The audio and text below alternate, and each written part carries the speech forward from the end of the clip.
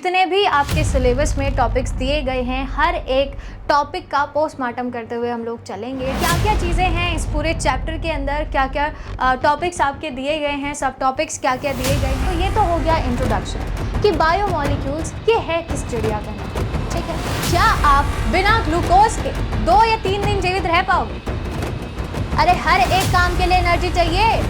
Hello everyone, welcome back to the pharmacy India plus. So अगर आप B pharma कर रहे हैं तो इस वीडियो को एंड तक ज़रूर देखिएगा, क्योंकि बी फार्मा सेकेंड सेमेस्टर का एक बहुत ही इम्पॉर्टेंट सब्जेक्ट है बायोकेमिस्ट्री, जिसकी शुरुआत आज हम लोग करने वाले हैं। और इन क्लासेस के अंदर डिटेल में हर एक यूनिट को हम लोग समझते हुए चलेंगे। जितने भी आपके सिलेबस में टॉपिक्स दिए गए हैं, हर एक टॉपिक का पोस्टमार्टम करते हुए हम लोग चलेंगे। डिटेल में हर एक पॉइंट को डिस्कस करते हुए हम लोग चलेंगे।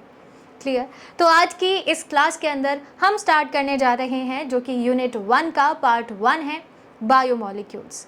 देखिए क्या क्या चीज़ें हैं इस पूरे चैप्टर के अंदर, क्या क्या टॉपिक्स आपके दिए गए हैं, सब टॉपिक्स क्या क्या दिए गए हैं, एक बार ये मैं आपको बता देती हूँ। देखिए, सबसे पहली चीज़ यूनिट 1 के अंदर आपको दिया गया है इंट्रोडक्शन, उसके बाद क्लासिफिकेशन। यूनिट 1 में ये 2 चीज़ें हैं। पहला है introduction, classification, chemical nature and biological roles of carbohydrate, lipid, nucleic acid, amino acid and protein. ये 4 से 5 बायोमॉलिक्यूल्स है जिनका इंट्रोडक्शन, जिनका classification, chemical nature, biological role, हर एक टॉपिक के बारे में आपको डिटेल में डिस्कस करनी है, ठीक है। तो इनको हम लोग डिस्कस करेंगे। इसके बाद इसी यूनिट में दूसरा पार्ट है बायो एनर्जेटिक्स का, तो ये भी एक बार मैं आपको बता देती हूँ। कॉन्सेप्ट ऑफ फ्री एनर्जी क्या होता है, एंडरगोनिक और एक्सरगोनिक रिएक्शंस क्या होती हैं, relationship between free energy, enthalpy and entropy, इसके बाद रिडॉक्स पोटेंशियल, फिर एनर्जी रिच कंपाउंड्स, उनका classification, biological significance, ATP and cyclic AMP. तो ये 2 पार्ट्स आपके दिए गए हैं यूनिट 1 में, जिसके अंदर आज हम लोग बायोमॉलिक्यूल्स की कुछ चीज़ें डिस्कस करने वाले हैं कि जो आपके बायोमॉलिक्यूल्स हैं वो क्या होते हैं और उसके अंदर क्या क्या चीज़ें आती हैं। देखिए, अगर शुरुआत की जाए तो देखो, जो बायोमॉलिक्यूल्स होते हैं वो बहुत ही डिफ़िकल्ट चीज़ नहीं है समझने वाली।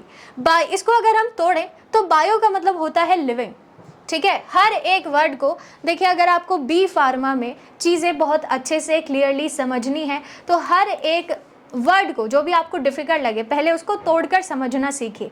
जैसे यहाँ पर अगर बात की जाए बायोमॉलिक्यूल्स की, तो बायो का मतलब होता है लिविंग।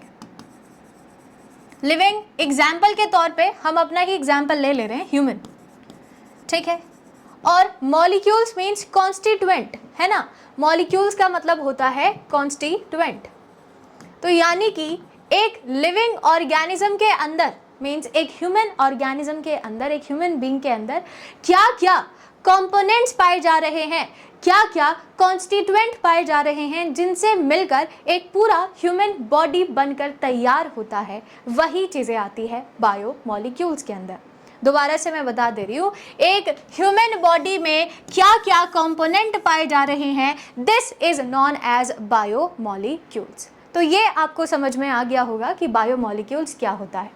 और एक और छोटी सी चीज़ वो ये कि जितनी भी चीज़ें होती है, जितने भी बायोमॉलिक्यूल्स होते हैं, वो सब हमारी बॉडी के थ्रू ही बनाए जाते हैं, ठीक है। प्रोड्यूस बाय लिविंग ऑर्गेनिज्म, ये सब लिविंग ऑर्गेनिज्म के थ्रू ही बनाए जा रहे हैं और हमारे थ्रू ही यूज़ कर लिए जा रहे हैं। आयरनी देख रहे हो, हम ही बना रहे हैं। और ऐसा नहीं है बनाने के बाद आप किसी और को दे दे रहे हो, नहीं, आप खुद ही उसका इस्तेमाल कर ले रहे हो। Clear? Produced by living organism and used by themselves, है ना, used by themselves। ये सिंपल सी चीज़ है, इसको मेरे हिसाब से आप लोगों ने समझ लिया होगा अभी तक।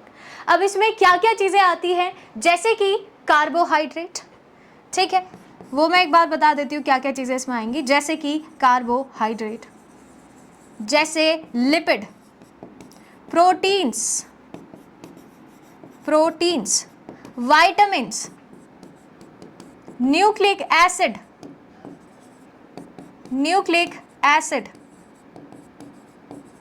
ठीक है, अमीनो एसिड, तो ये सारी चीज़ें ऐसी होती है, मिनरल्स वगैरह, तो ये सब कुछ, इन सारी चीज़ों का फॉर्मेशन आप खुद से करते हैं, ठीक है, और साथ ही साथ आप इनका खुद ही इस्तेमाल कर लेते हैं। This is called biomolecules. तो ये तो हो गया इंट्रोडक्शन कि बायोमॉलिक्यूल्स ये है किस चिड़िया का नाम, ठीक है। अब आगे बढ़ते हैं और इसके बारे में और थोड़ा सा डिटेल में मैं बता देती हूँ आपको कि क्या क्या इनके काम होते हैं। देखो, अगर तुमको जीवित रहना है तो इन सारी की सारी चीज़ों की रिक्वायरमेंट आपको होगी, क्लियर। मेंटेनेंस में, मेटाबॉलिक प्रोसेस में, अब मेटाबॉलिक प्रोसेस क्या होते हैं? मेटाबॉलिक प्रोसेस का मतलब है कि जब आप सिंपल चीज़ों से कॉम्प्लेक्स चीज़ें बनाते हो या फिर आप कॉम्प्लेक्स चीज़ों से सिंपल चीज़ें बनाते हो, this conversion of simple into complex and complex into simple, this process is known as metabolic process, ठीक है। जैसे कि अमीनो एसिड्स को मिलाकर मैं प्रोटीन बना दूं, यानी सिंपल चीज़ों को मिलाकर मैं प्रोटीन बना रही हूँ, कॉम्प्लेक्स चीज़ बना रही हूँ, या मैं प्रोटीन को तोड़कर अमीनो एसिड बना दूँ, मैं कॉम्प्लेक्स चीज़ों को तोड़कर सिंपल चीज़ें बना रही हूँ। तो ये जो प्रोसेस होते हैं इनको आप कहते हैं metabolic process of living organism. Simple सी चीज़ है। These non living molecules, obvious सी बात है कि ये सारी की सारी चीज़ें नॉन लिविंग है, are the actual food soldiers of the battle of sustenance of life. Simple सी चीज़ है भैया, जीवित रहना है तो इनकी आपको ज़रूरत पड़ेगी ही। खुद ही सोचो, क्या आप बिना ग्लूकोज के 2 या 3 दिन जीवित रह पाओगे? अरे हर एक काम के लिए एनर्जी चाहिए। अब एनर्जी चाहिए तो ऑब्वियस सी बात है कि आपकी बॉडी के अंदर जो एनर्जी का मेन सोर्स होता है, जो फॉर्म होती है एनर्जी की, दैट इज़ ग्लूकोज। बिना ग्लूकोज के क्या तुम्हारी बॉडी के अंदर मेटाबॉलिज्म होगा? नहीं होगा। और अगर मेटाबॉलिज्म नहीं होगा तो क्या आप जीवित रह पाओगे? नहीं रह पाओगे, ठीक है। तो हर एक चीज़ के लिए, हर एक लिविंग ऑर्गेनिज्म के लिए इन सारी चीज़ों की रिक्वायरमेंट होती ही है। अब कुछ चीज़ें आपको कम अमाउंट में चाहिए, कुछ चीज़ें ज़्यादा अमाउंट में चाहिए, तो that is totally different. They can vary in nature, type and structure, where some may be straight chain, some may be cyclic rings or both. कुछ straight lines हो सकती है, कुछ branched हो सकते हैं, कुछ circular हो सकते हैं, कुछ भी हो सकता है, ठीक है, लेकिन ज़रूरत सबकी होती है, क्लियर। अब कुछ बायोमॉलिक्यूल्स ऐसे भी होते हैं जो ऑर्गेनिक है और कुछ बायोमॉलिक्यूल्स ऐसे भी होते हैं जो कि इनऑर्गेनिक है, क्लियर। अब ऑर्गेनिक और इनऑर्गेनिक का क्या मेजर डिफरेंस है ये समझिएगा। ऑर्गेनिक यानी वो बायोमॉलिक्यूल्स जो कि कार्बन, हाइड्रोजन और ऑक्सीजन इन तीनों चीज़ों से मिलकर बने हो, यानी मेन कंपोनेंट ये हो, ठीक है, तो इनको आप कहते हैं ऑर्गेनिक। और जिनके अंदर ऐसी कोई चीज़ हो ही ना, उनको कहते हैं इनऑर्गेनिक, ठीक है। अब जैसे कि मैं एग्जाम्पल के तौर पे आपसे बात करती हूँ मिनरल्स में जैसे सोडियम, पोटेशियम, मैग्नीशियम, है ना, ये सब क्या है? These are the minerals. क्या मिनरल्स ऑर्गेनिक कह सकते हैं आप लोग कि जो मिनरल्स है वो ऑर्गेनिक होते हैं? क्या इसमें कार्बन, हाइड्रोजन, ऑक्सीजन कहीं भी सुना तुमने? नहीं। वाटर, ठीक है, अब तुम कहोगे कि वाटर में तो कार्बन, हाइड्रोजन भी आता है, ऑक्सीजन भी आता है, तो ये ऑर्गेनिक क्यों नहीं है? नहीं है भाई, ये ऑर्गेनिक, क्योंकि इसमें कार्बन नहीं आता है, ठीक है। इसके बाद गैसेस, क्या गैसेस ऑर्गेनिक होती है? नहीं। तो ये कुछ ऐसे बायोमॉलिक्यूल्स हैं जो कि इनऑर्गेनिक होते हैं। क्या तुम्हारी बॉडी को इनकी ज़रूरत है? बिल्कुल है। दूसरे ऑर्गेनिक कंपाउंड्स हमारे पास बहुत सारे हैं, जैसे कार्बोहाइड्रेट, है ना, lipid, protein, fat, enzyme, nucleotide, vitamins etcetera, ये सारे के सारे क्या हैं? These are called organic biomolecules, जिसके अंदर कार्बन, हाइड्रोजन, ऑक्सीजन ये तीनों तो फिक्स है। इसके अलावा 2-3 चीज़ें और हो सकती हैं, जैसे कि नाइट्रोजन हो गया, सल्फर हो गया, है ना, ये सारी चीज़ें भी हो सकती है, बट इनका होना इंपॉर्टेंट है, ठीक है। CHO, कार्बन, हाइड्रोजन, ऑक्सीजन, इनका होना इंपॉर्टेंट है। ये सबसे साधारण तरीका है पहचानने का ऑर्गेनिक और इनऑर्गेनिक को, ठीक है, ये आपने समझ लिया। अब बायोमॉलिक्यूल्स ऐसे तो क्लासिफाई होते हैं, लेकिन इसका एक और तरीका है, वो है मैक्रो एंड माइक्रो मॉलिक्यूल्स। इनका भी नाम आप लोगों ने ज़रूर सुना होगा। अब ये होते क्या है? देखो, मैक्रो मॉलिक्यूल्स के सिंपल सा मतलब है बड़े मॉलिक्यूल्स, ठीक है, बड़े मॉलिक्यूल्स, जैसे कार्बोहाइड्रेट। अब मतलब क्या है इसका? देखो, जो कार्बोहाइड्रेट है ना, वो है एक पॉलीमर, पॉलीमर तो आपको पता होगा ना, लंबी लंबी जो चेन्स होती हैं, है ना, एक बड़ा मॉलिक्यूल। जैसे अगर मैं एग्जाम्पल की बात करूँ तो मेरे पास, चलिए मान लीजिए मेरे पास ये एक छोटा सा रिमोट है, ठीक है, तो ये एक मैक्रो मॉलिक्यूल है। मुझे कैसे पता? क्योंकि ये बहुत सारी चीज़ों से मिलकर बना है, ये बटन्स से मिलकर बना हुआ है, इसके अंदर सेल यूज़ हो रहा है, इसके अंदर और भी चीज़ें होंगी जो यूज़ हो रही हैं। तो सारी चीज़ें जब आपस में मिली, उसने एक कॉम्प्लेक्स मॉलिक्यूल, बड़ा मॉलिक्यूल बनाकर तैयार कर दिया, and this molecule is known as macromolecule. समझ में आया? जैसे कि कार्बोहाइड्रेट है, जैसे लिपिड है, प्रोटीन है, न्यूक्लिक एसिड्स हैं। क्लियर? ये सारी की सारी जो चीज़ें हैं, ये सब कुछ किसी ना किसी चीज़ों को मिलाकर बनाई गई हैं, इसीलिए इनको हम मैक्रो मॉलिक्यूल कह दें। क्लियर? लेकिन वहीं पर अगर बात की जाए माइक्रो मॉलिक्यूल्स की, तो जैसे कि मिनरल्स, है ना, जैसे कि gases, water, sugar, amino acid, nucleotide, तो ये सब क्या है? ये सब होते हैं माइक्रो मिनरल्स। जैसे इसमें बटन्स, सेल, ठीक है, इसके अंदर रिफिल, क्लियर, तो कैप, तो ये सारी की सारी चीज़ें क्या हैं? ये सब माइक्रो मिनरल्स है, जो छोटी छोटी सी चीज़ें हैं, है ना। अब जैसे मैं एक एग्जाम्पल के बारे में बात करूँ तो मेरे पास कुछ अमीनो एसिड है, मान लीजिए ये मेरे पास अमीनो एसिड है, तो 1 2 3 4 बहुत सारे अमीनो एसिड हैं, छोटे छोटे से अमीनो एसिड हैं, इनको हम कहेंगे माइक्रो मॉलिक्यूल।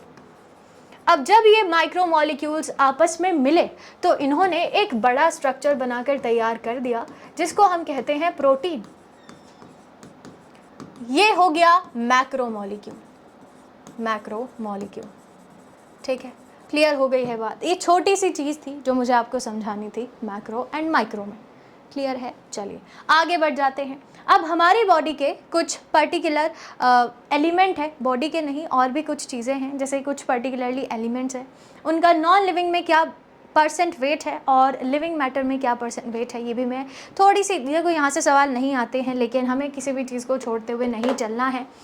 जैसे hydrogen, carbon, oxygen, nitrogen, sulphur, sodium, calcium, magnesium and silicon, इनकी क्या परसेंट वेट है नॉन लिविंग में और लिविंग में। पहले अगर लिविंग मैटर की बात करें, यानी हमारी बात करें, तो हाइड्रोजन 0.5% प्रेजेंट होता है।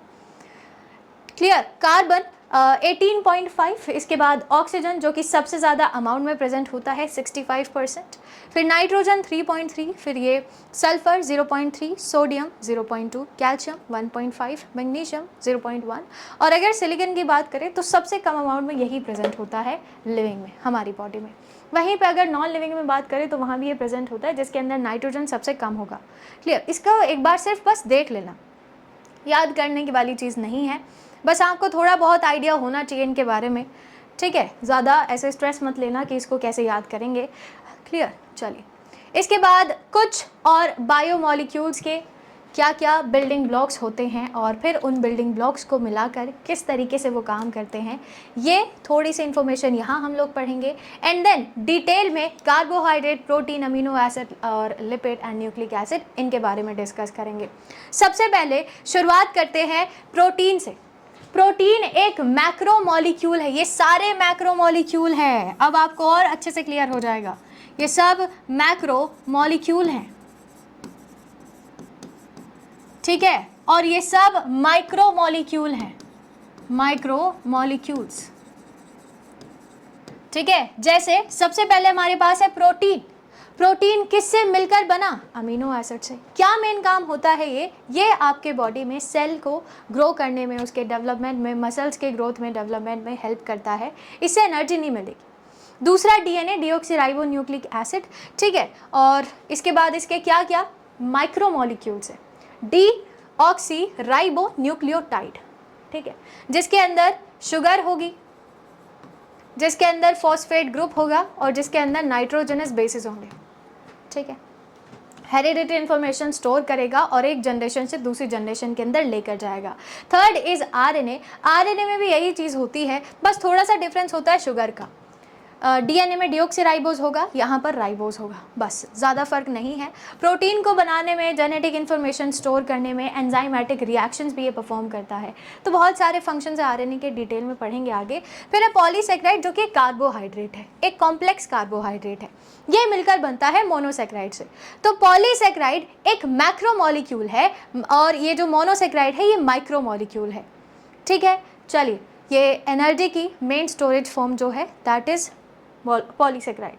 फिर हमारे पास है लिपिड, जो फैटी एसिड्स एंड ग्लिसरॉल से मिलकर बनता है। इसका भी काम होगा आपकी बॉडी के अंदर लंबे समय के लिए एनर्जी को स्टोर करके रखना। ठीक है, चलिए, तो ये सारी की सारी इन्फॉर्मेशन थी बायोमॉलिक्यूल्स के बारे में। तो आज इस क्लास के लिए इतना ही। मैंने आपको थोड़ा सा इंट्रोडक्शन पार्ट कराया है बायोमॉलिक्यूल्स का, ताकि आप थोड़े से इसके साथ